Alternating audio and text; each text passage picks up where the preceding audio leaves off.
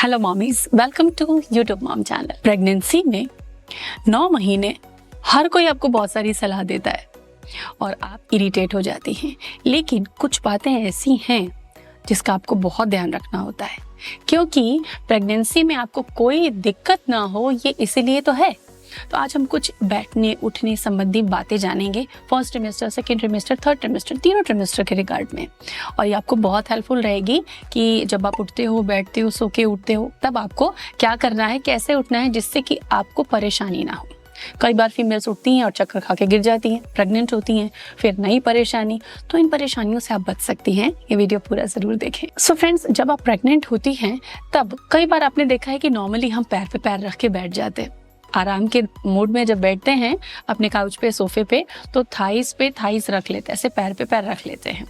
लेकिन जब आप प्रेग्नेंट होती हैं तब यूट्रस जैसे जैसे ग्रो होता है, सेकेंड और थर्ड ट्रिमेस्टर की तरफ जब आप बढ़ती हैं, तो क्या होता है कि ग्रोइंग यूट्रस आपके ग्रोइन एरिया से जो नसें निचले अंगों में, पैरों तक, नीचे के शरीर तक ब्लड सप्लाई करती हैं, उन पे प्रेशर डालती हैं। इससे क्या होता है कि आपके पैरों में हल्का दर्द रहता है, झुंझुनाहट भी होती है, कई बार तेज दर्द उठ जाता है आपके कमर के निचले हिस्से में। तो अगर आप प्रेग्नेंट होते हुए भी पैर पे पैर रख के बैठती हैं तो ये आपके लिए बड़ा नुकसानदायक हो सकता है।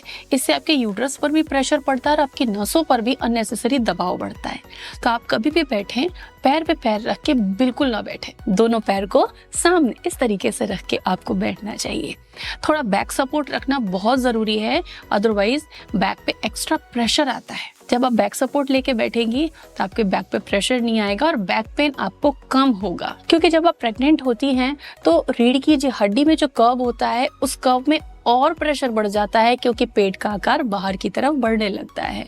तो ऐसे में अपनी रीढ़ की हड्डी को ज़रूर आराम दें, बैक सपोर्ट आप ज़रूर लगाएं। एक पिलो, कोई कुशन आप ज़रूर रखें अपने साथ जब भी आप सोफे पे, चेयर पे बैठती हैं। फर्स्ट ट्रिमेस्टर में आपको हैवी एक्सरसाइजेस नहीं करनी है। जो आप रेगुलर एक्सरसाइज कर रही थी कर सकती हैं।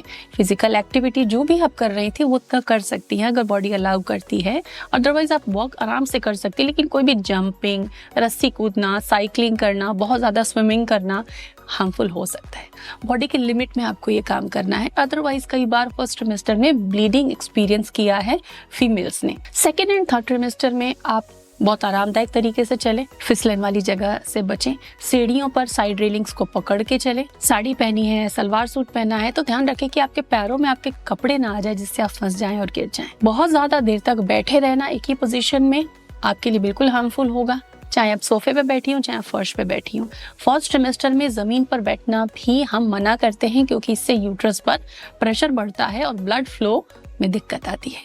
इसीलिए फर्स्ट ट्रिमेस्टर में जमीन पर डायरेक्टली ना बैठें। सेकेंड एंड थर्ड ट्रिमेस्टर में आप फर्श पर बैठ सकती हैं, लेकिन बहुत ज्यादा देर के लिए नहीं। थर्ड ट्रिमेस्टर में 9 मंथ में नीचे बैठना, फर्श पर बैठना बहुत ज्यादा फायदा देता है। तब आप इसका ज्यादा इस्तेमाल करें। जैसे आपको सब्जी काटनी है, मटर छीलने हैं, कुछ अनाज चुनना है, तो आप जमीन पर जरूर बैठें। इससे हिप मसल्स को सॉफ्ट होने में आराम मिलता है। कुछ स्ट्रेचिंग एक्सरसाइजेस जरूर करें 9वें महीने, जिससे कि हिप की जो मसल्स हैं वो खुल सकें। एक ही जगह पर खड़े खड़े बहुत देर तक काम करना भी आपके लिए हार्मफुल होता है। तो चाहे घर में हैं, चाहे ऑफिस में हैं, ना तो आप ज्यादा देर बैठे रहें। घंटे में एक बार आप उठकर ऑफिस में भी जरूर थोड़ा सा टहल कर आए। इसका आपको पूरा ध्यान रखना है अगर आप प्रेग्नेंट हैं। अदरवाइज आपको पैरों में झुंझुनाहट या फिर दर्द हो सकता है। इन छोटी छोटी बातों को कई बार हम नज़रअंदाज कर देते हैं, लेकिन ये केवल आपके बेटरमेंट के लिए, आपकी सहूलियत के लिए इनका ध्यान रखें। Take care.